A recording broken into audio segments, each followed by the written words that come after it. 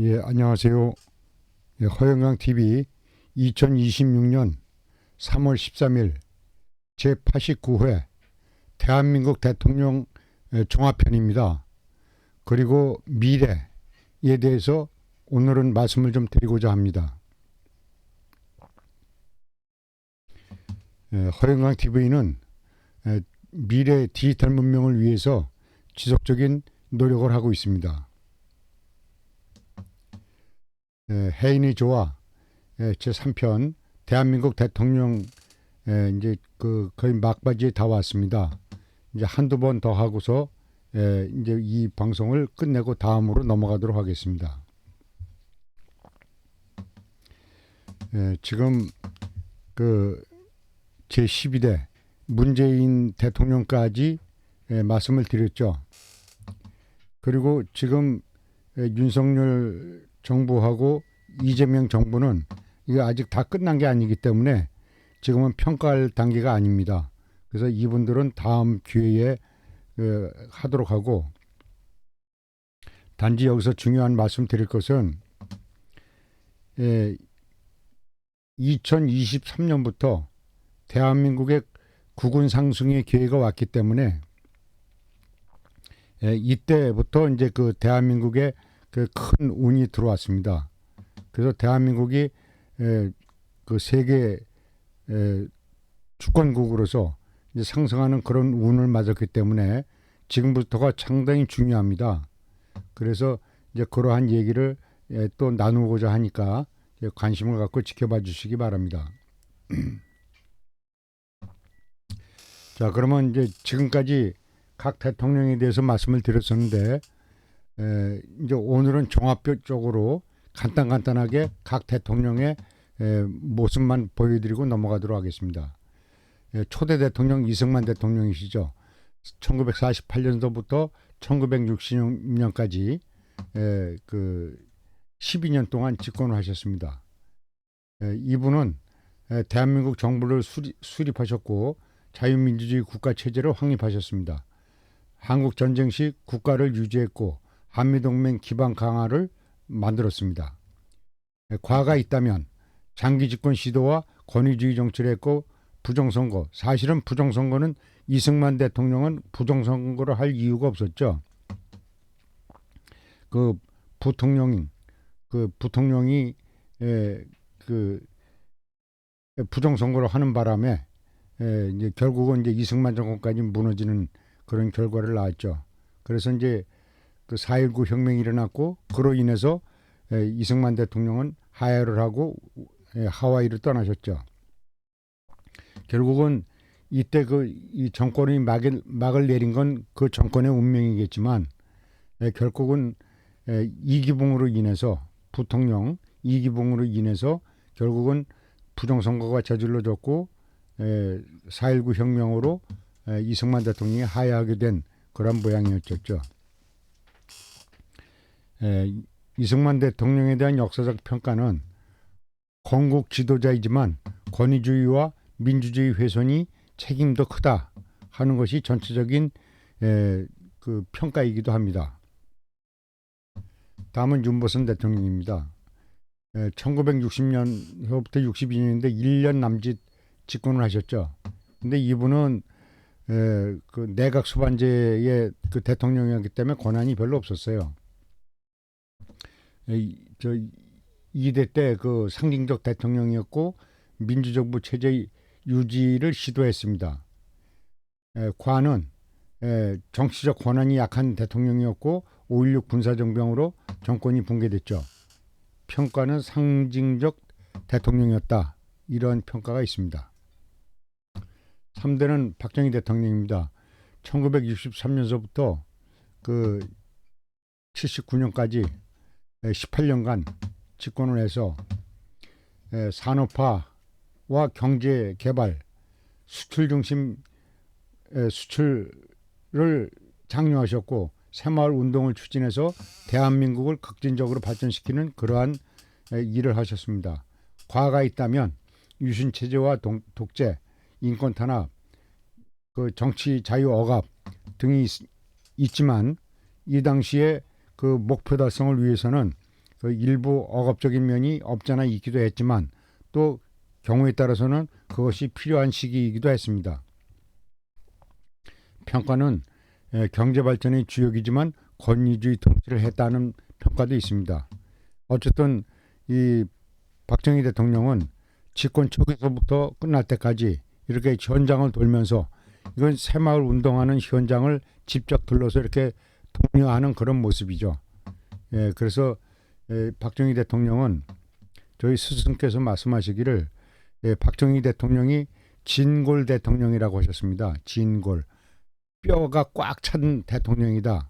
이런 말씀을 하셨어요. 근데 이 어른의 행적을 보면 그 체구는 작아도 그 뿜어져 나오는 그 골격이 그 대단한 대통령이다. 이렇게 생각이 되고 이 어른은 참으로 진골 대통령이셨다.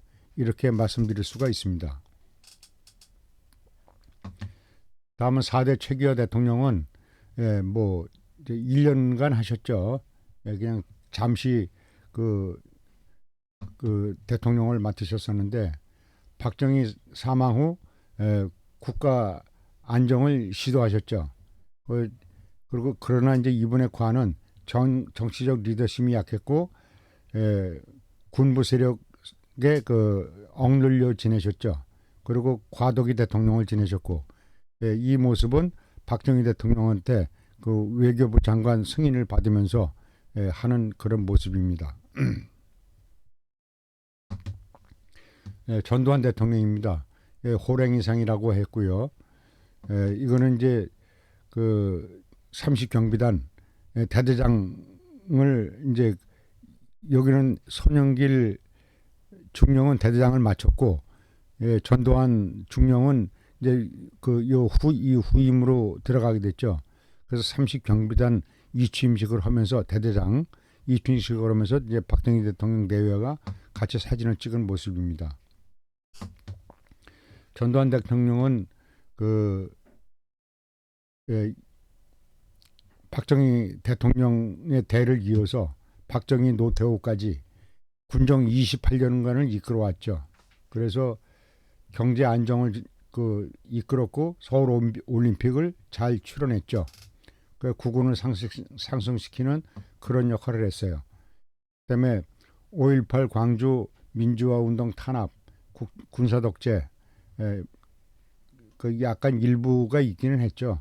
근데 그때 당시에 국민 대다수는 전두환 정권에 대해서 그 호의적인 그런 모습을 보냈었습니다. 평가는 권위주의 정권의 대표적인 이러한 대통령이다 하는 평가를 받기도 했습니다. 6대는 노태우 대통령입니다. 88년부터 93년까지 5년간 하셨고 88 서울올림픽을 성공적으로 마쳤죠. 전두환 대통령이 유치하셨고 노태우 대통령이 개최를 하셨는데 참 아쉽게도 88 올림픽 때 전두환 대통령은 여기에 참여를 못하셨죠. 그 부분이 좀 아쉽습니다. 그리고 북방 외교를 성공적으로 했고요. 과는 이제 군부 정권 출신이라는 것이 이제 흠이었었고 정치 비자금 사건이 큰 흠을 남겼죠. 민주주의 이행기의 대통령을 지냈다고 하는 평가가 있습니다. 어쨌든 그 노태우 대통령까지 박정희 대통령서부터 노태우 대통령까지 이 시기가 대한민국 발전에 큰 이바지를 한 그런 시기였다고 이렇게 평가가 됩니다. 그 다음에 김영삼 대통령은 93년부터 98년까지 5년간 집권을 하셨는데 저는 이분을 보면서 그 박정희 대통령이 경부고속도로 닦을 때 김대중 대통령하고 이 두 분이 도자 밑에 누워서 그 공사 못하게 방해했던 그 모습만 연상이 됩니다. 그리고 결국은 그렇게 어렵게 만들어놓은 그 국가의 토대를 그냥 지 멋대로 하다가 결국은 금융위기 IMF로 빠뜨려놔서 대한민국을 공경에 처하게 만들었죠. 그래서 앞으로 이런 대통령은 나와서는 안 됩니다. 이 진심으로 국민을 위하고 진심으로 국민을 사랑하고 아끼는 그러한 대통령이라야지 자기 그 개인의 일신을 위해서 자기 대통령 그 한번 했다는 그런 걸 따기 위해서 그런 정치를 해서는 안 되겠습니다. 이분은 군부 정치를 종식시켰다는 공도 일부 있긴 합니다. 그다음에 금융실명제 실시도 했고 공직자 재산 증명 뭐 사람이 어떻게 뭐 다 못하게 하겠습니까? 이렇게 잘한 부분도 있죠. 그다음에 금융위기를 좀 맞은 그런 상황도 있었고 문민 정부의 개혁을 해서 하기는 했으나 IMF를 초래한 그런 대통령으로 남게 됐죠. 그다음에 이제 김대중 대통령은 98년부터 2003년까지 5년간 집권을 하셨는데 김영삼 대통령이 만들어놓은 IMF를 조기에 수습을 했죠. 그래서 그 부분엔 훌륭한 이 업적을 남기셨는데 그러나 여기에는 또 그 수많은 기업을 죽이고 했다는 과도 있습니다. 또 저 대북송금 논란도 있고 햇볕 정책 논란도 있습니다. 그 남북 관계에 대해서 그 전환점을 맹렬했다는 평가도 있지만 대한민국의 그 땅굴이 발견된 거를 덮고 넘어간 과도 있습니다. 그리고 이제 IMF 경제위기 극복하고 IT 산업 육성하고 그 2000년대에 남북 정상회담 이끌고 노벨 평화상을 수상한 거는 나름대로 업적이라고는 할 수 있습니다. 그리고 김대중 대통령을 끝으로 삼김 시대, 김대중, 김영삼, 김종필 이렇게 세 분의 시대가 여기서 정을 내렸죠. 그래서 이제 삼김 시대가 여기서 끝이 났다는 게 이제 상당히 관심 있는 부분이라고 할 수 있습니다. 그다음 노무현 대통령입니다. 2003년부터 2008년까지인데 5년간 권위주의 정치 문화를 개선했고 지방 분권을 추진했고 한미 관계를 재정립했습니다. 자유계열 그 대통령으로서 이분은 특이한 업적을 쌓았어요. 그 제주도 그 해군 그 기지를 만들었다든지 한미 간의 그 관계를 정립하고 해외에 주둔 파병을 했다든지 이런 부분에서는 상당히 긍정적인 그 평가를 받고 있습니다. 그러나 이제 이분은 정치적 활동도 심했고 정책 추진력도 논쟁이 있었습니다. 그리고 종합적인 평가는 개혁적인 대통령이었다. 그래서 보수 쪽에서는 박정희 대통령이 1등이고 그 영향력으로서 그다음에 그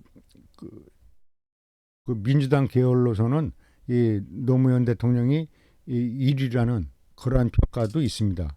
어쨌든 노무현 대통령은 어린이와도 이렇게 스스럼 없이 어울리는 이러한 그 평가를 받고 있고 이러한 또 그 인정도 받고 있는 편이죠. 그다음에 이명박 대통령입니다. 공은 G20 정상회담을 개최했고 글로벌 외교 확대를 했습니다. 자원외교는 그 물론 공도 있습니다. 자원외교 잘한 것도 있는데 실패한 부분도 있다는 얘기고 4대강 사업은 정말로 잘한 사업입니다. 이 사진이 4대강 사업 때 이명박 대통령이 직접 그 현장에서 브리핑하는 모습인데요. 이 바람에 그 강을 그 퇴적물에 쌓이는 걸 많이 걸어냈고 그 다음에 그 물이 빠져서 그 말라가는 거를 이렇게 볼을 막아서 물을 고이게 해주는 이런 일도 하셨습니다. 경제 외교 성과와 정치적 논란도 그 양쪽에서 다 받고 있는 그런 평가가 있습니다. 그다음에 11대 박근혜 대통령입니다. 1913년부터 17년까지 약 3년 정도밖에 못 하셨죠. 탄핵을 당하셔서 참 불행한 대통령입니다. 이분도 아버지와 같이 이렇게 대한민국을 위해서 노력을 하셨는데 그 여성 대통령이라는 한계를 벗지 못하고 그 찐득이 같은 그런 거기에 물려서 결국은 탄핵을 당했고 또 배신도 당했죠. 참 불행한 대통령입니다. 에, 부녀가 다 같이 참 불행했다고 이렇게밖에 볼 수가 없습니다. 이분들은 국가를 위한 노력을 했음에도 불구하고 그 사람들한테 이렇게 배신을 당하는 그런 억울한 부분도 있는 것이 안타깝습니다. 이분은 한중 외교 강화를 했다는 건 공이 있고 창조 경제에 대한 공도 있습니다. 과는 대통령 탄핵이라는 그 옥물을 뒤집어 썼고 국정농단을 했다는 그런 지금 결국은 다 밝혀졌지만 태블릿 PC도 거짓말. 그다음에 그 올림몰이 뭐 7분 논쟁 뭐 이런 것들이 전부 다 그 거짓이었었죠. 근데 거기에 희생을 당하신 겁니다.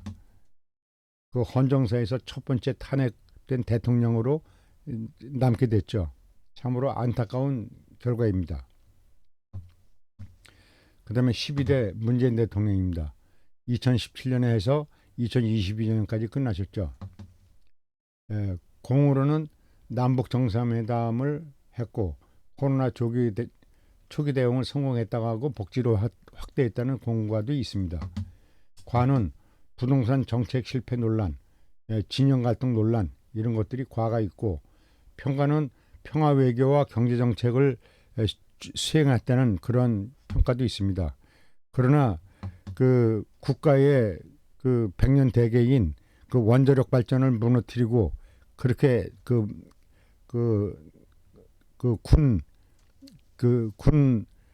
군사력을 약화시키고 했다는 데에 대해서는 부정적인 평가를 상당히 많이 받고 있습니다.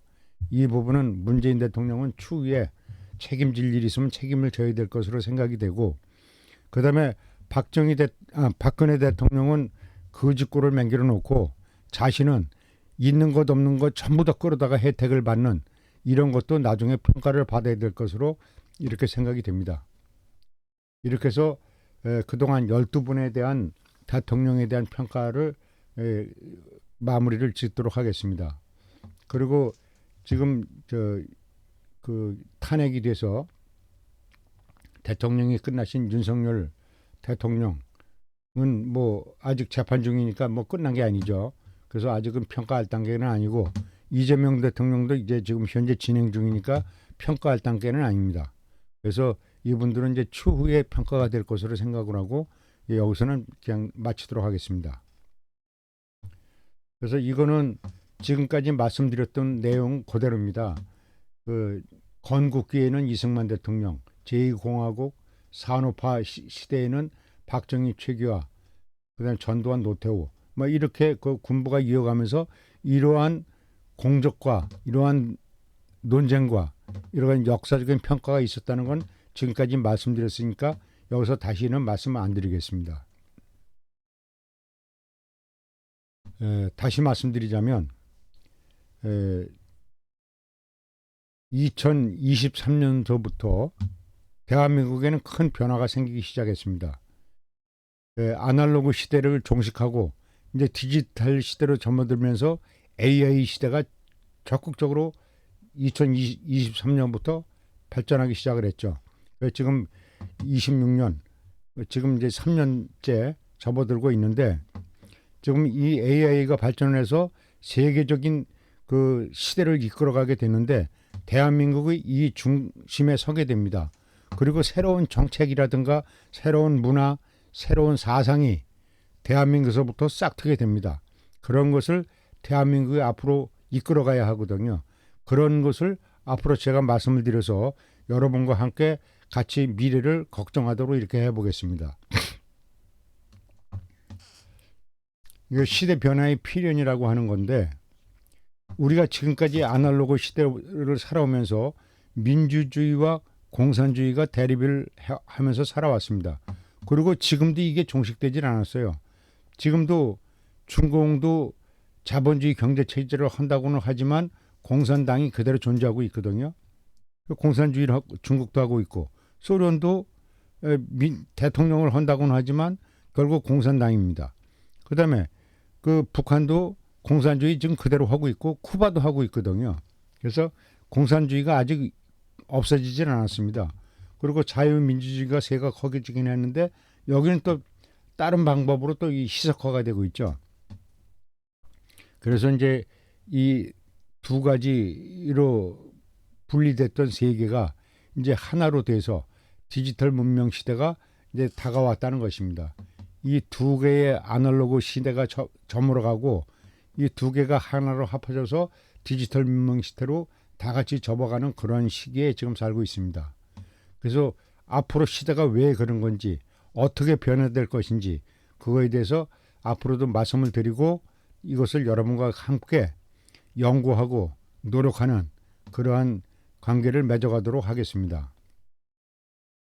지금 이제 이것이 앞으로 디지털 시대에 그 갖춰져야 될 그런 상황인데 여기는 이제 자본주의, 공산주의가 그동안 제도가 어땠었는지 이런 것들을 이렇게 평가를 하고 그다음에 디지털 문명 시대에는 이 두 가지 정책에서 벗어나서 어떻게 변화해야 되는 것인지 이런 것을 말씀드리려고 합니다. 예를 들어서 철학으로 말씀드리자면 자본주의는 그 유심론입니다. 유심론 철학.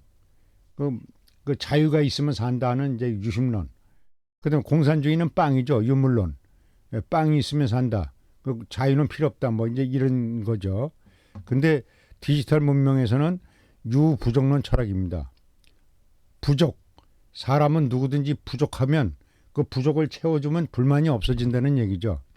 그래서 이러한 그 미래 시대의 제도에 대해서 이제 다음 시간에 이제 차근차근 설명드리도록 이렇게 하겠습니다. 예, 오늘은 여기서 제 대통령 종합편을 마치고 다음 편에서부터는 미래 시대에 대해서 그 하나하나 설명드리도록 하겠습니다. 예, 오늘도 함께 해주셔서 감사합니다.